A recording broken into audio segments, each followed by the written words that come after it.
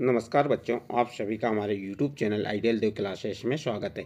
बच्चों, आज हम आपके लिए हमारा घर हमारा विद्यालय के अंतर्गत प्रयास पुस्तिका लेके आए हैं। और ये जो प्रयास पुस्तिका है ये आपकी कक्षा 6 से 8 के बच्चों के लिए है, यानी कक्षा 6वीं, कक्षा 7वीं और कक्षा 8वीं के बच्चों को इस प्रयास पुस्तिका पे कार्य करना है। और इस प्रयास पुस्तिका को मध्य प्रदेश राज्य शिक्षा केंद्र भोपाल द्वारा सत्र 2024-25 के लिए बनाया गया है। और इसके पहले जो सत्र 2023-24 की प्रयास पुस्तिका थी उससे हटके ये प्रयास पुस्तिका है। तो चलिए देखते हैं आज क्या करेंगे हम इसमें इस वीडियो के माध्यम से। इस वीडियो में आपको हम प्रोजेक्ट कार्य 10 बताएंगे। प्रोजेक्ट कार्य 10 में क्या दिया है चलिए देखते हैं। आपको बताई दी कि इस पुस्तक को मध्य प्रदेश राज्य शिक्षा केंद्र भोपाल द्वारा बनाया गया है। किस सत्र के लिए? सत्र 2024-25। चलिए प्रोजेक्ट 10 क्या है आपका, पढ़िए। ये आपका प्रोजेक्ट 10 है और ये जो प्रोजेक्ट 10 है आपका ये विषय गणित से संबंधित है। इसमें आपको क्या कहा है, इसका पहला प्रश्न है, किन्हीं 3 भारतीय गणितज्ञों के संबंध में जानकारी एकत्रित कीजिए तथा तालिका को पूर्ण कीजिए।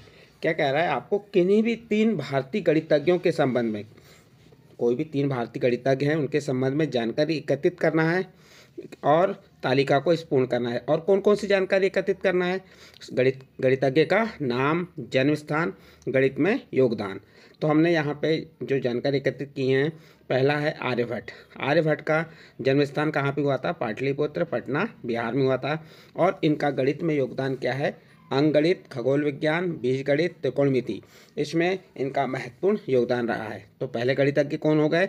आर्यभट्ट। और जन्म स्थान क्या बताया आपको? पाटलिपुत्र, पटना, बिहार। और गणित में योगदान अंकगणित, खगोल विज्ञान, बीजगणित, त्रिकोणमिति, ये क्या है? आर्यभट्ट जी का गणित इसमें योगदान, महत्वपूर्ण योगदान रहा है। फिर दूसरा है शकुंतला देवी। इनका जन्म स्थान क्या है? बेंगलुरु, कर्नाटक। और इनका गणित में योगदान क्या है?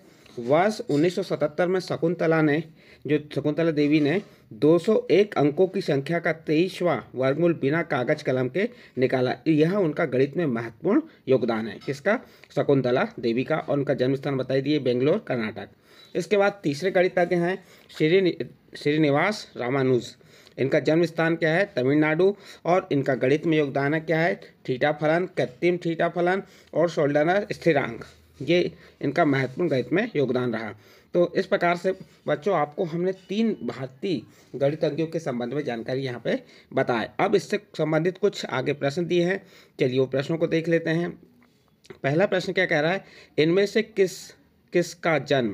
से किसका जन्म रामानुज जी के जन्म के पहले हुआ है? किनमें से? आपको जो अभी हमने तालिका बनाए, जो 3 गणितज्ञों के नाम बताए, इनमें से बताना है कि किसका जन्म श्री रामानुज जी के जन्म के पहले हुआ है। तो आपका उत्तर में आ जाएगा शकुंतला देवी एवं आर्यभट्ट का जन्म रामानुज जी के जन्म के पहले हुआ है। प्रश्न क्या था, इनमें से किसका जन्म रामानुज जी के जन्म के पहले हुआ है? तो आप उत्तर बताएंगे शकुंतला देवी एवं आर्यभट्ट का जन्म रामानुज जी के जन्म के पहले हुआ है। इसके बाद प्रश्न नंबर 2, इनमें से किसका जन्म मध्य प्रदेश में हुआ है?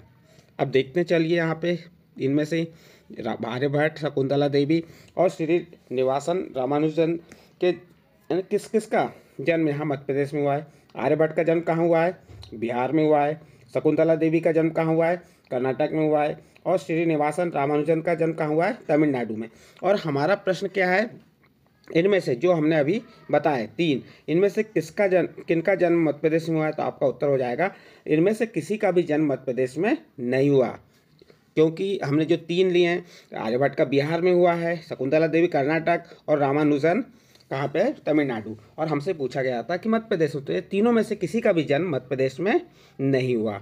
इस प्रकार से आपका ये प्रश्न नंबर 2 भी कंप्लीट होता है। इसके बाद नेक्स्ट अगला प्रश्न है प्रश्न 5, आपके स्कूल में जिस गणितज्ञ का जन्मदिन मनाया जाता है उसके विषय में 5 वाक्य लिखिए। देखिए बच्चों, जो प्रश्न है आपका कि आपके स्कूल में, तो आपके स्कूल में जिस गणितज्ञ का, चाहे वो रामानुजन हो, आर्यभट्ट हो या शकुंतला देवी हो, और इनके अलावा जो भी गणितज्ञ हैं, यदि उनका जन्मदिन मनाते हैं तो उसके बारे में आपको 5 वाक्य लिखना है। देखिए उत्तर में लिख देंगे, हमारे स्कूल में आर्यभट्ट का जन्मदिन मनाया जाता है। अब उनके बारे में 5 वाक्य बताना हमें। पहला, आर्यभट्ट का जन्म 475 ईस्वी में हुआ था। दूसरा, आर्यभट्ट ने गणित के क्षेत्र में बहुत योगदान दिया।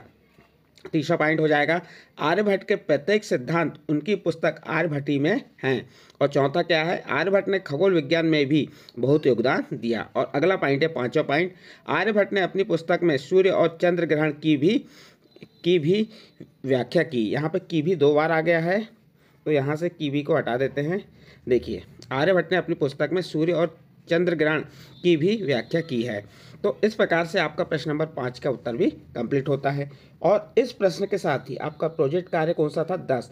प्रोजेक्ट कार्य 10 में 3 भारतीय गणितज्ञों की जानकारी एकत्र कर तालिका को पूर्ण करना था। यह हमने आपको पूर्ण करके बताए। यदि बच्चों आपको ये प्रोजेक्ट 10 अच्छा लगा हो तो आप हमारे चैनल आइडियल देव क्लासेस को सब्सक्राइब कीजिए, लाइक कीजिए और इस वीडियो को अन्य ग्रुप में शेयर जरूर कीजिए।